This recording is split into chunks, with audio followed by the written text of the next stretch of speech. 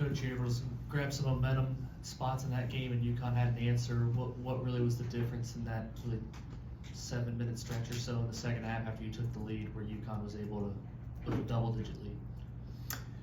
Yeah, I mean, first, UConn is really tough to guard. They do an amazing job, and their style is very unique because they have a lot of off-ball screening. They move really well, and they have the personnel that really fits that style.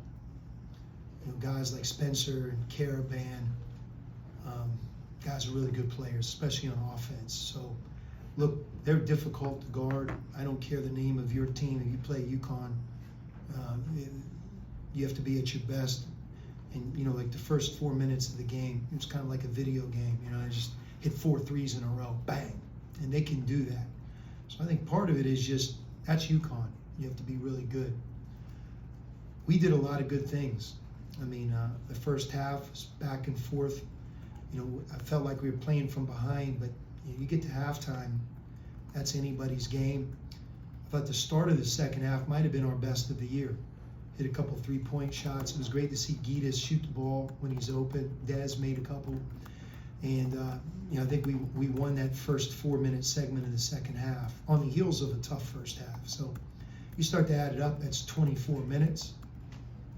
We were not perfect in that 24 minutes. But when they really broke the game open, as much credit as I give them,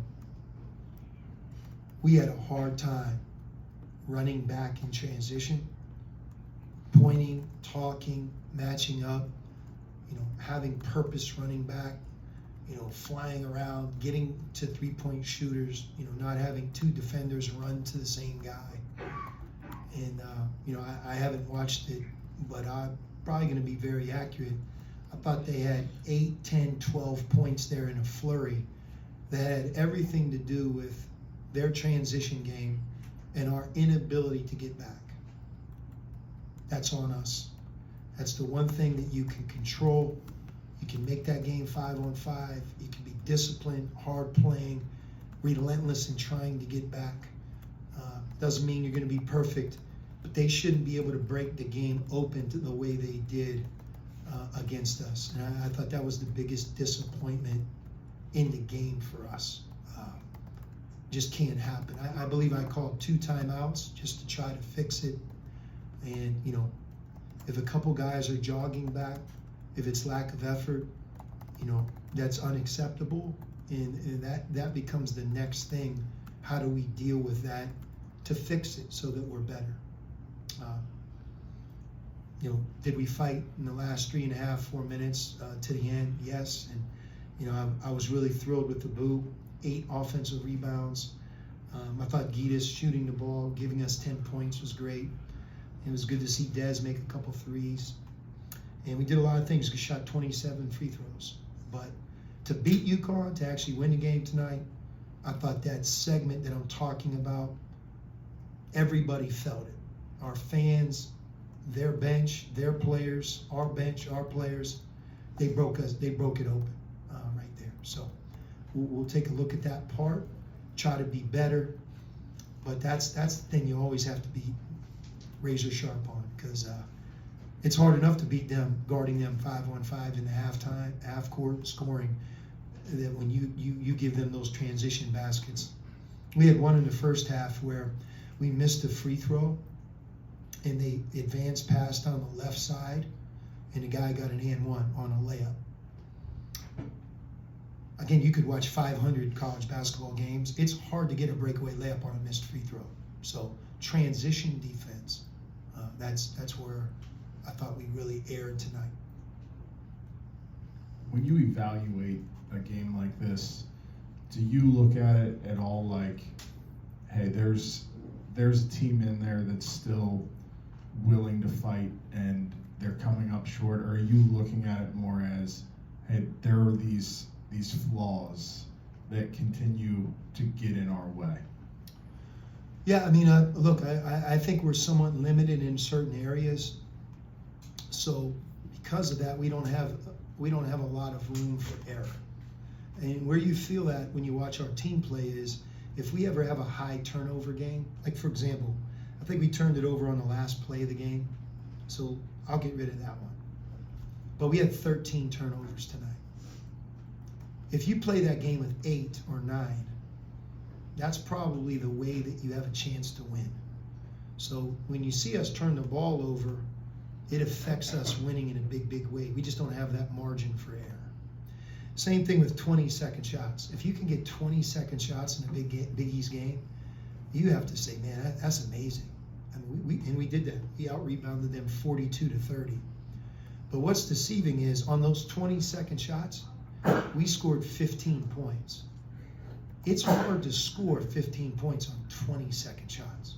You know, you get fouled, you kick it out for a 3, you go back up and score it. So that's a little deceiving. But was our effort there and the physicality?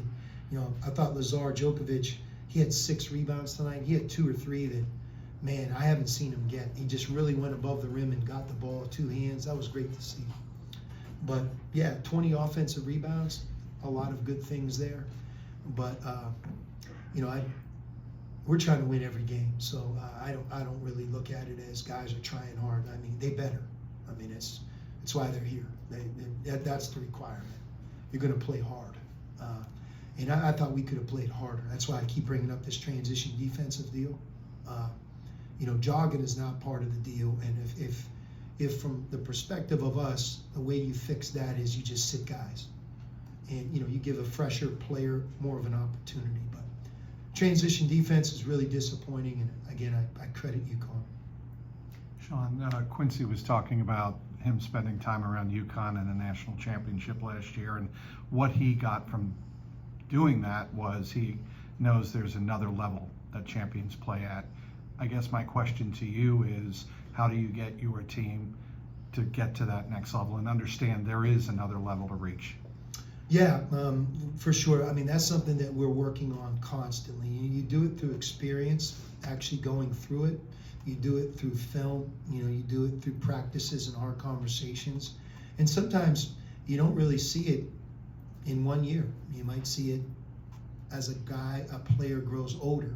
Who he was as a freshman, man, he's much different as a sophomore. Or in Abu's case, who he would have been in November or December at Xavier in his first year. Wow, look at him now. Sometimes it takes that time. It does. But playing hard at this level, being a hard-playing team, not just saying it, but actually you are that, there's another level that a number of our players have to get to. There's no doubt in my mind. And we're moving in that direction, but you know, that's where I come in. You know, the standard is the standard, and that's what we're going to do. But again, a lot of things tonight we take away and move forward to Providence, and we feel good about. And there's some things that we have to fix. In particular, really look at that segment of the game of who didn't get back, who wasn't, why did that happen, and learn from it. Make sure that that doesn't happen again. Sean, we haven't seen you guys press a whole lot this year, but you pressed at the end and created some havoc, created some turnovers. Is that something maybe you see more of? I know you played a fast pace, guys. You talk about that kind of a pace a lot. So is that something maybe you see more of? Or we're mixing it in. Again, I thought our guys did a good job at the end of the game. I mean, acknowledging that. I mean, it didn't have to get to a 3-point game. It could have ended at 10. But we fought, and I thought our press helped us a little bit. We also pressed early in the game, and we struggled to match up. So we pressed, and it's more UConn than our press. They're just so skilled. You know, they're playing Caravan at the 5-some. You know, that's a tough matchup for every team in the country. So you're pressing them with that skill level. You're at risk to have matchups that aren't going to be in your favor. So, you know, I don't know if that group, us doing that to them, would have benefited us a whole lot more than we really did do it. But look, UConn's a good team, and they really are. Everything that's obvious speaks for itself on offense, especially like as they sub. You know, you really have to be disciplined guarding them with the ball movement and their spacing and the pace they play at. Their pace on missed shots is maybe as good as I've seen. We saw it on film. We knew that that's something they did well, and they did it extremely well against us, especially in the